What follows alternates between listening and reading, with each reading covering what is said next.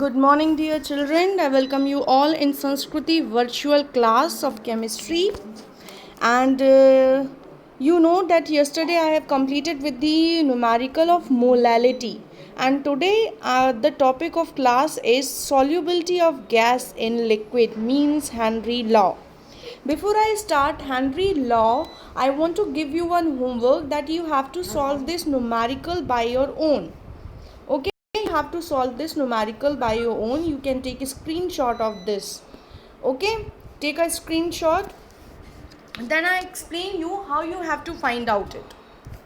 You can see that I have written one place solute, solvent and solution here. And now I am writing the things. Solute के नीचे मैंने solute लिख दिया, solvent के नीचे solvent and solution के नीचे सॉल्यूशन लिख दिया, है ना. So you have to find out this numerical by this procedure only. Now I am moving ahead with the topic of today, that is solubility of gas in liquid. सबसे पहले मुझे ये बताओ, what is the meaning of solubility of gas in liquid. मतलब मैं ये बात कर रही हूँ कि ये रहा हमारा liquid and in this liquid I want to make soluble gas. मैं लिक्विड में गैस मिलाने की बात कर रही हूँ. It means I am asking about solubility of gas in liquid. तो have you any observe that जब हम कोका कोला वगैरह की बॉटल खोलते हैं तो उसमें एकदम से गैस बाहर निकलती है. तो why is it so? Because this is the example of solubility of gas in liquid. वो example है solubility of gas in liquid का. ठीक है, अब इसी को देखते हुए हम आगे चलते हैं, जिसमें ये लिखा हुआ है कि some factor affecting this. देखो, जब हम कोई भी चीज़ करते हैं या हम कोई भी solution बनाते हैं या जो भी हम property करते हैं, तो sometimes there will be some kind of factor which is affecting it. कुछ ना कुछ फैक्टर होते हैं जो उसको अफेक्ट करते हैं. तो here also there are some factors which are affecting this. First of all is nature of gas. मतलब if you want to make gas soluble in liquid, तो उसका गैस का नेचर भी बहुत इम्पॉर्टेंट रोल प्ले करता है. कैसे? Gas should be polar and the solvent should be polar. दोनों ही पोलर प्रॉपर्टी के होने चाहिए. पोलर कैसे? I have taken example of HCl and water.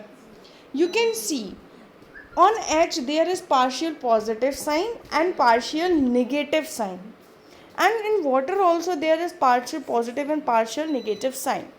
It means they both are polar. ये दोनों आपस में पोलर हैं और एक दूसरे को अट्रैक्ट करने की कोशिश करेंगे और बॉन्डिंग बनाएंगे. और सॉल्यूशन कब बनेगा?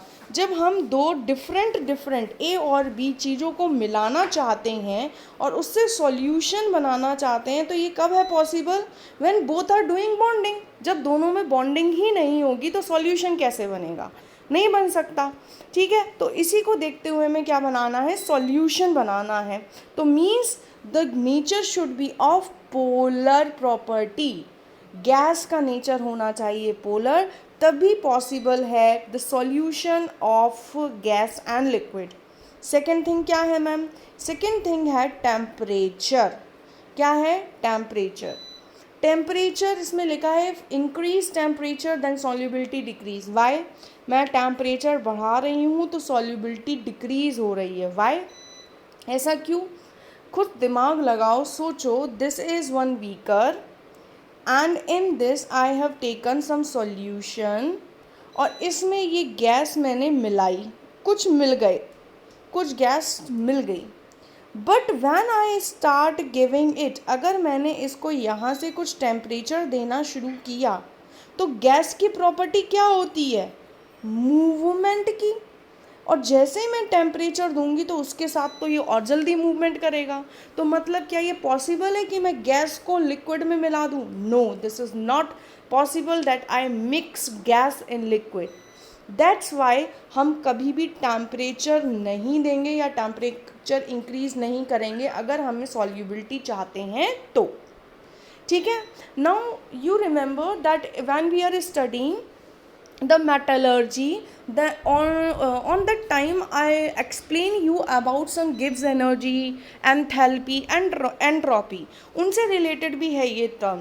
देखो इसमें मैंने लिखा है कि one gas react with liquid it is an exothermic reaction. जब सॉल्यूशन बनता है तो एक्सोथर्मिक मतलब गैस रिलीज होती है, एनर्जी रिलीज होती है.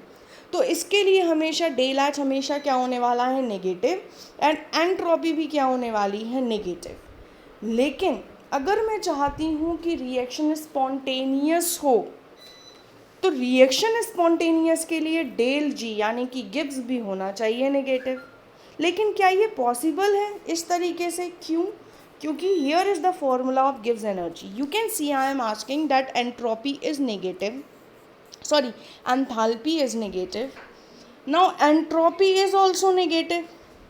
जब नेगेटिव नेगेटिव ऐड होंगे तो वो हो जाएंगे पॉजिटिव, यस और नो. अब पॉजिटिव होंगे, लेकिन पॉजिटिव कब? सपोज मैंने ये जो एंट्रोपी ली वो पॉजिटिव ले ली या टेम्परेचर ज़्यादा ले लिया, तो दोनों को जब रिएक्शन करेंगे तो क्या हो जाएगा, वो पॉजिटिव. अब ये पॉजिटिव हो गया कि one is positive and one is negative. ये नेगेटिव है, ये पॉजिटिव है, तो इसमें वैल्यू किसकी आने वाली है ज़्यादा? जो ज़्यादा नेगेटिव होगा. मतलब हमारा डेल एच नेगेटिव लाना है हमें, तो डेल एच नेगेटिव कब पॉसिबल है? जब हम टेम्परेचर बहुत लो रखें. जब टेम्परेचर लो होगा तब हमारा ऑटोमेटिकली गिब्स एनर्जी भी लो हो जाएगा. अंडरस्टूड? तो फिर से समझ लो कि हमारा टेम्परेचर लो होना चाहिए जिससे हम सॉल्युबिलिटी क्या कर सकें, इंक्रीज कर सकें. अब आता है next term which is depending on the entropy, which is depending on the term that how gas will be soluble in liquid. तो आ गया प्रेशर. क्या आ गया? Pressure. when pressure increase solubility increase. जब प्रेशर इंक्रीज करेंगे तो solubility भी बढ़ेगी, ये हमें पता चल गया. अब Henry was very smart. Henry ने इसी टर्म को उठाया और अपने तरीके से इसने बताने की कोशिश करी, और उसने क्या बोल दिया कि अगर प्रेशर बढ़ रहा है और सॉल्युबिलिटी भी बढ़ रही है, it means pressure is directly proportional to solubility. और इसी को समझाने के लिए उसने आगे प्रोसेस करी कि सॉल्युबिलिटी का मतलब क्या होता है. पहले तो मैं ये देख लेता हूँ, what is the meaning of solubility. मतलब कि solute is soluble in solution. ये था तुम्हारा सॉल्यूशन. इस सॉल्यूशन में कितने सॉल्यूट सॉल्यूबल हैं वो कहलाती है सॉल्युबिलिटी. इस सॉल्यूशन में कितने सॉल्यूट डिज़ोल्व हैं या मिले हुए हैं वो कहलाती है सॉल्युबिलिटी. अब इसको हम कई कंसंट्रेशन टर्म से एक्सप्लेन कर सकते हैं, like molarity, molality, mole fraction. But Henry ने क्या किया, मोल फ्रैक्शन ले लिया, because that is temperature independent term. क्योंकि हमें टेम्परेचर देना नहीं है, इसलिए उसने मोल फ्रैक्शन ले लिया और उसने सीधे सीधे सॉल्युबिलिटी को इस मोल फ्रैक्शन से रिप्लेस कर दिया. He said that pressure is directly proportional to mole fraction. मतलब किसी भी सॉल्यूशन में उतना ही प्रेशर लगाया जाएगा जितने उसके मोल ऑफ सॉल्यूट प्रेजेंट होंगे लिक्विड में या सॉल्यूशन में. फिर से सुनो, मतलब कि किसी भी सॉल्यूशन में उतना ही प्रेशर लगाया जाएगा जितने मोल्स ऑफ सॉल्यूट प्रेजेंट होंगे. अंडरस्टूड? इसी को लेते हुए इसने आगे एक्सप्लेन किया.